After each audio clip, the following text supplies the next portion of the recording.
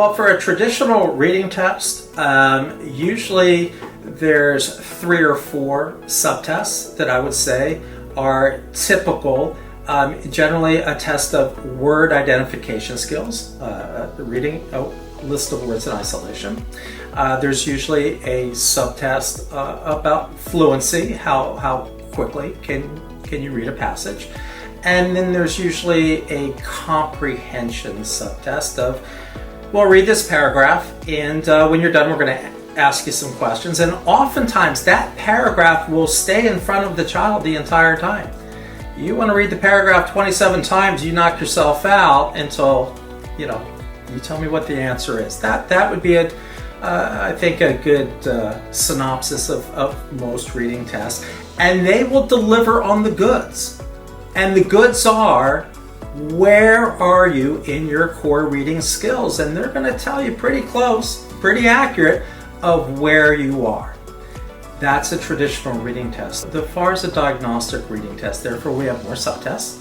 We have 15 because we are looking at specific pitfalls in the reading process to answer the why question. Within each domain, so when you look at the 15, you can divide those up. There's 5 subtests measuring phonology, 5 subtests that are looking at speed and orthography, and 5 that have something to do with comprehension. Within the tier of 5 subtests, they're also arranged in a bit of a hierarchical manner.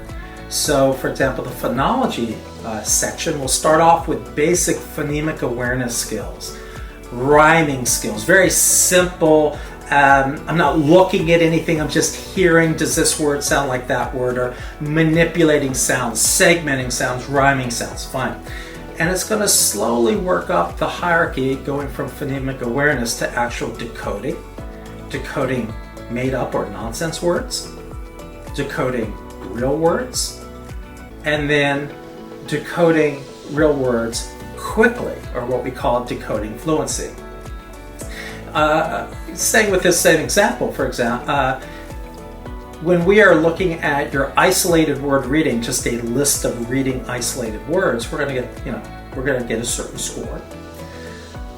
But then when we move more into reading a paragraph, those same words that you were reading in isolation are going to show up in the paragraph. So we want to see, with the element of context, does that facilitate your word identification skills? And vice versa. Without the element of context, how do you do when just reading something in isolation? So, for example, if we have a student who really struggles to read words in isolation, and then their reading on the oral reading fluency subtest is not too bad, well, then we can make that interpretation of, they need those context clues to help them with word identification.